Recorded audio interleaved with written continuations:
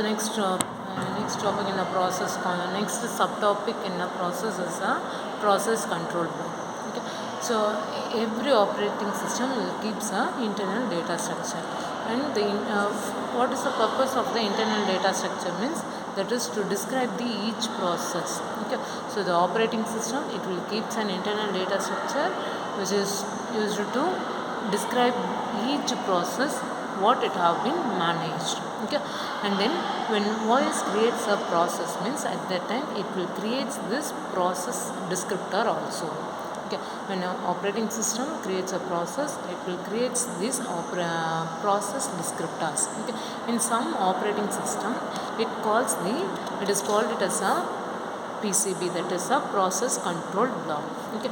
Your PCB will according to the operating system. Okay, the PCB will be changed. The process control block will be changes. It will be changed. That is according to the operating system. Okay, and also the PCB will be called or it will also known as a task control block. And then each PCB of yours process that will be identified by a integer. That integer will be called as a process ID. Okay.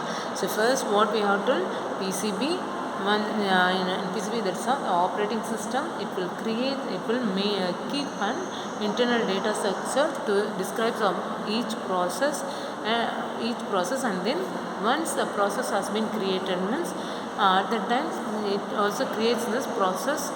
At the time that it will create the process descriptor.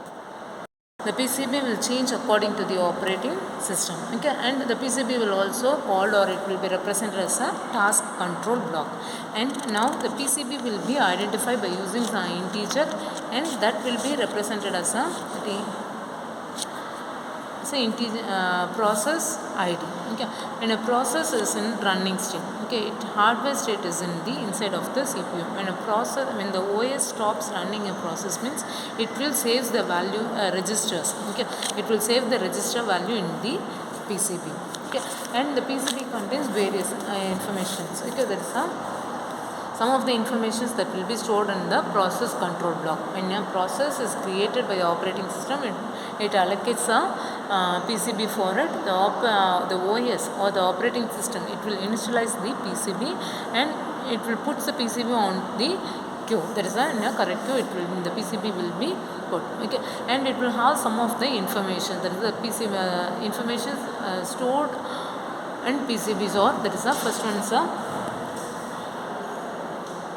process identification.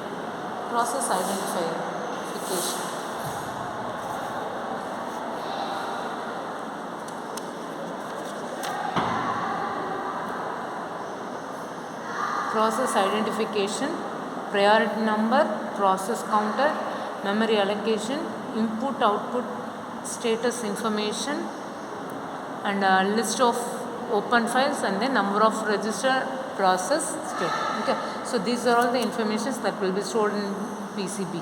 Okay, so process identification, that is each process it will that will be uniquely identified by the user identifications. Okay, and their pointer will be connected to the descriptor. Okay, and then the priority number. The priority number in the sense that is in which order the resources have to be allocated to the process. Okay, that will be represented by the priority number. A process which contains a higher priority, for that the CPU will be allocated first, and a process which according to the priority we will allocate the CPU. Okay, so this is operating system. The operating system allocates the priority number to each process. According to the priority number only the resources will be allocated.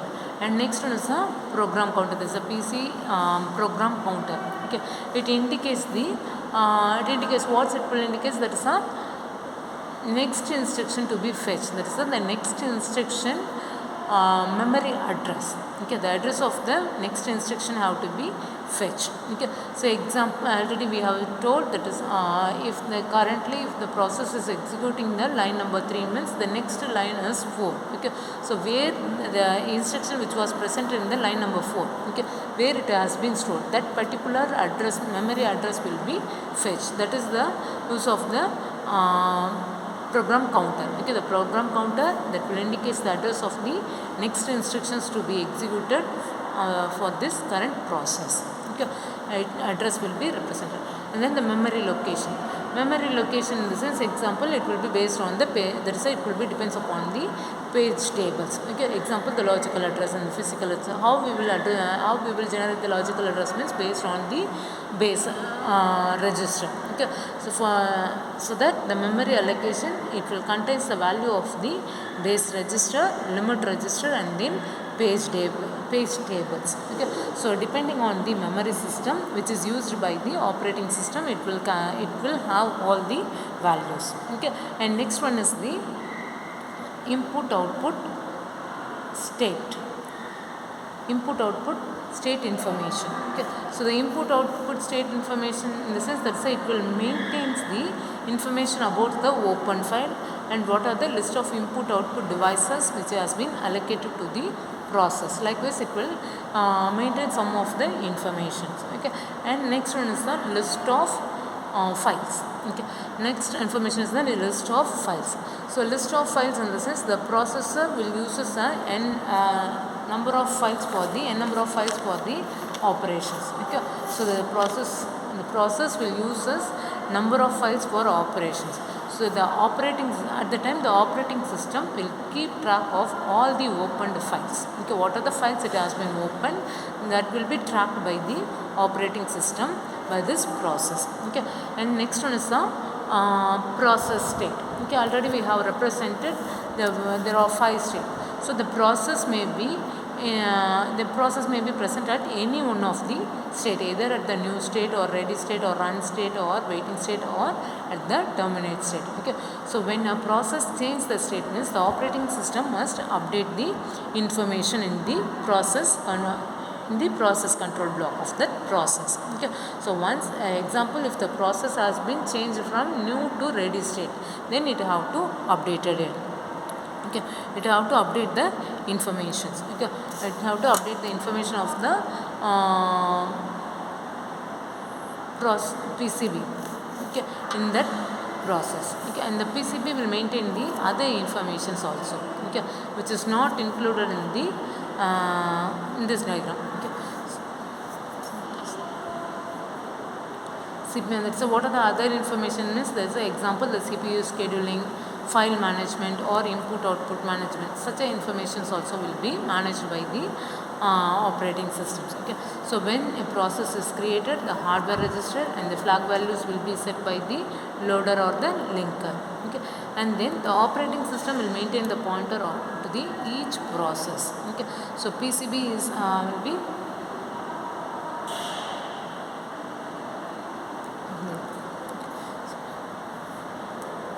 So that's all about the PCB. PCB will store some of the informations, and what are that means? That's the PCI identification, priority number, program counter, memory allocation. Under the memory allocation, it will contain the values. What are the values means? That's the values of the register. It's a base register and limit register, and then page tables. There is a depending upon our memory system which is used by our operating system. And then list of files, and then information status, and then process state. And next one is next subtopic is process scheduling. Okay. So the main objective is that we want to increase the CPU time. That is in the multi-programming. Okay. So some process will it will be present in a running state at all the time. Okay.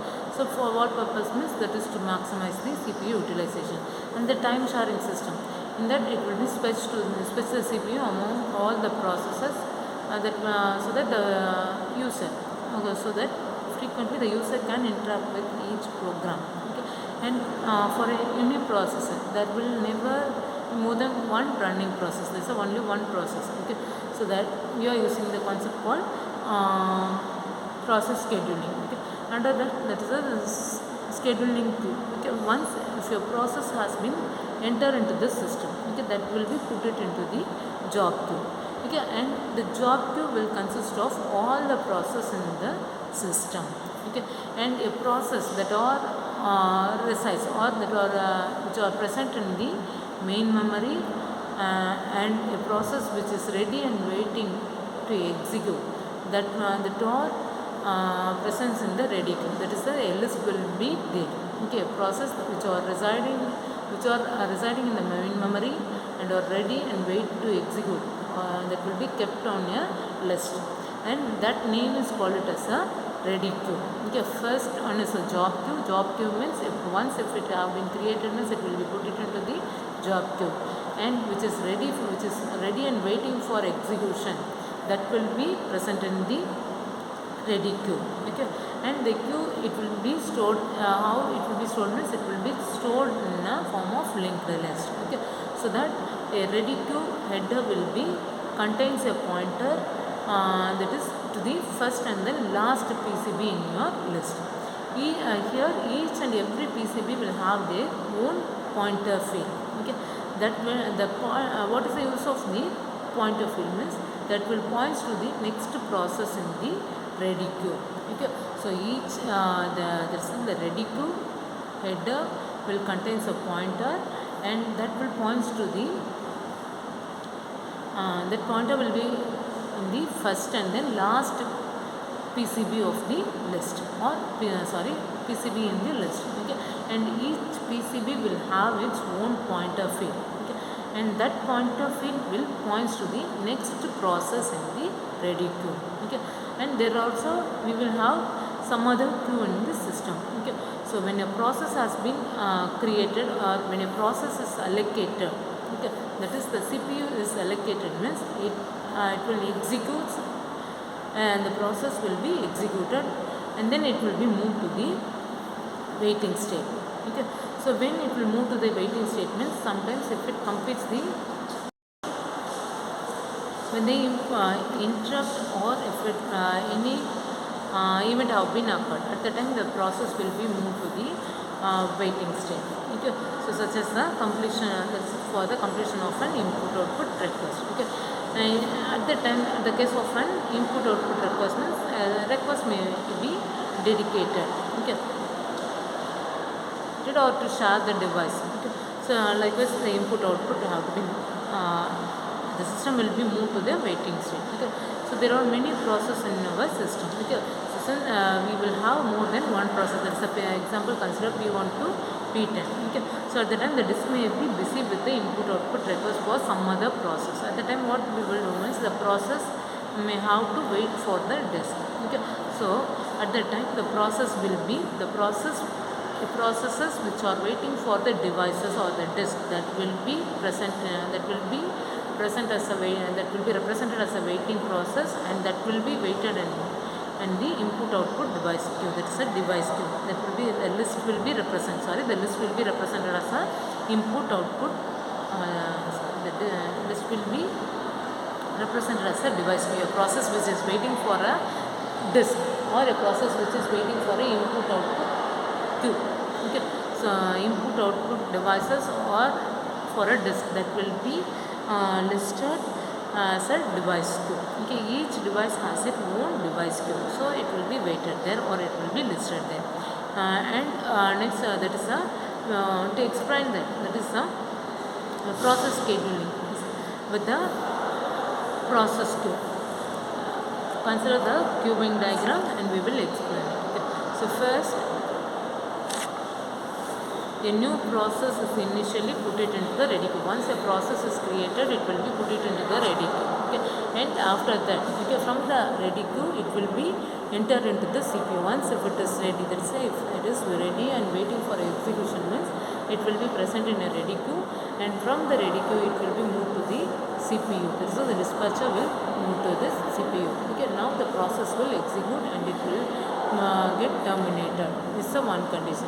Sometimes the process will not terminate. Instead of that, it will be moved to the waiting state. When it will be moved to the waiting state means if it tries a input output request, okay, or if it tries a if it want to create a duplicate child, I mean duplicate process. Okay, so at that time also it will not get terminated, and if any input output or any event want to occur, let's say if it is waiting for interrupt, at that time also it will not get terminated. Okay, so at the situation of 3, it will not get terminated at all. Okay, so first that is a input output request. That is a example if it need any devices or if it need any input from the user. Okay, so at that time it will be moved to the waiting state. That's it will rise a input output request, and at that time the job or the process will be moved to the input output queue. From the input output queue, once if it have been satisfied or if it have been obtained the input output request or it have been satisfied means, then it will be moved to the where that is it will be moved to the ready queue, and then the process will be entered into the CPU, it will execute, and then it will get terminated. Okay, and next case, that is the when if it creates a child. Okay, that is a duplicated process. In a process duplicate means at the time, let's say it will use a fork system call, it will create a new child and the child will get execution. Okay, so the child will get execution. After it completes the execution process, it will be moved to the ready queue. From the ready queue, the dispatcher will dispatch the process, and then the CPU will be allocated, it will complete a task, and then it will be terminated. The another case is that when any event want to occur, that is if it is waiting for a interrupt, at that case also the process will not get terminated. Okay, so if a process is waiting for an interrupt, okay, so at the time also it will be present in a waiting state also, that is in a block state, it will not be terminated. Okay, so once if the interrupt have been occurred means, at that time it will be moved to the ready queue, and then the CPU after that it will be get terminated.